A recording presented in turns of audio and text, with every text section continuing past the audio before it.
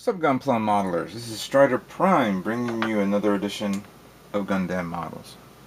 Good morning, everyone. How's everyone doing? I'm doing okay. I've been feeling pretty well lately. Throat's dry and scratchy, and stupid change in weather patterns sometimes affects me. Don't want to talk to anybody. I'm a little bit miserable.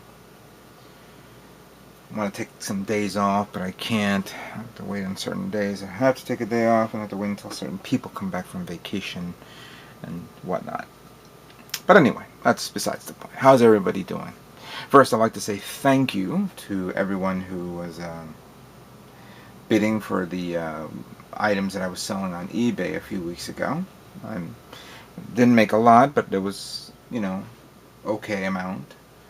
I wanted to see, and I should have mentioned this in that video before that, if anybody was interested to post what they've ordered and open it up on eBay, show it up on YouTube, it'll be a cool thing to see what everybody got. I was hoping like the bigger players on YouTube would have picked up on these kits, Biker Trash Wolf or Prime 92, but obviously they had their other thing. They had other stuff that they needed to get, and they were not prepared or not interested in my orders. That's understandable. I respect that. Right now, it's been a slow summer for me. I haven't been building models like crazy. The last model that I just finished building was, of course, the 1400 Meteor unit from the Gundam Seed Destiny series. I'm glad that everybody enjoyed it. Some people ask me why don't I get the 1/44th scale.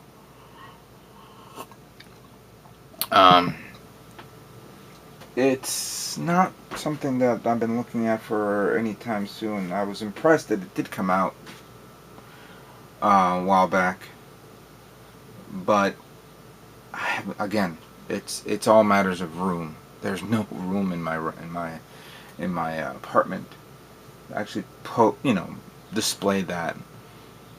I just don't see it. And speaking of room, I'd like to congratulate Prime 92 on her new acquisition of the Dendrobonium. Excuse me. How the hell did I say it before? Dendroborium. I keep saying Dendroborium, but I know she said it something else, and I may be saying it incorrectly. But yes, she got that. I'm proud of her that she got it, obviously through other means. But yeah, it is very impressive. The one thing I'll have to say is this: I hope you have space for that beastie, because that is a big box, and that's a big kit. Bigger. I mean, once assembled, you're talking about almost close to 4 feet long, and about maybe a foot and a half wide, and maybe another foot or so in height. I don't know. I may be getting the dimensions wrong. Now, what am I doing? Lately, I decided to start building another kit here. Not a Gundam. Just basically the Harrier II AV-8B.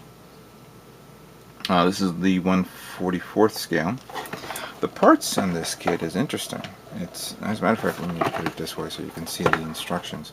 The instructions are in the back. There's no manual, and the parts are what you're seeing here. I removed some parts off, and I begin detailing it, like as you can see here, with the actually, hold on a second. I don't know if you can see that. I was detailing that. This part here was kind of covered. It was not covered, excuse me, it was exposed. And if I would have put the extra part over it, you will see that space inwards, and it didn't look good, so I actually had to put some putty on these. It finally dried, so I'll move on. Painted some of the bombs and the pilot. The pilot is very, very weird in a way. It's not a clear and molded pilot.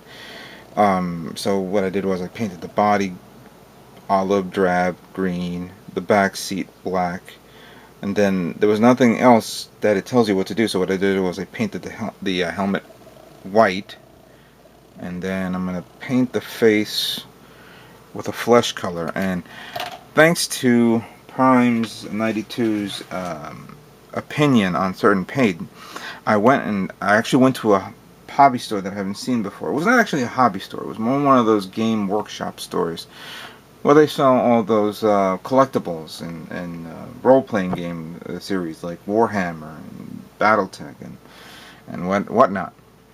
With that said, I went and bought this paint that they were selling for $1.99. This is a dwarf flesh color. I think, as a matter of fact, you know what? Let's try something here.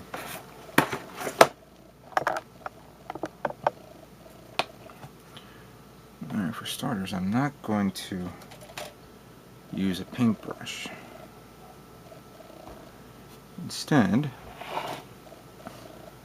I use the tip of this, and I hope the camera gets it right. Speaking of camera, I'm hearing a lot of course, complaints that the sound is not that very good on this camera. I have to admit it doesn't record good sound quality. I think that's it. It doesn't have to be perfect. Alright. Yes, I would have to speak up a little louder, obviously, so everybody can hear me. But, you know, I guess that's the limitations on this camera, on this camcorder. You know, I know that my Canon camera took very great audio. The audio was top notch. And if I have to encode this, I have to encode it in a higher bit rate on the audio portion of it. I even increased the Dolby surround sound capability on it. But it's all based on the raw footage that it records and how it's set to. So basically, I'm working on this kit. And I'm not going to do no let's build video on this aircraft. This is something personal for me, and I'll get it done soon. Now, I haven't purchased any Gundam kits. And I am looking into purchasing one kit before New York Anime Film Festival, whatever they call it. But I did pick up some other oddball kits that I came across that I saw at some stores. First up is this guy, Harrier GR7. This is a 1/100 scale version of the kit that I'm actually building. Now this is the British version, the GR7, and I know there's some sort of close relation between this and the AV-8B model. Once I'm finished building this, I'll build this guy. Now this is a quick build, you know, so it shouldn't take that long. As a matter of fact, I'll probably film it later on.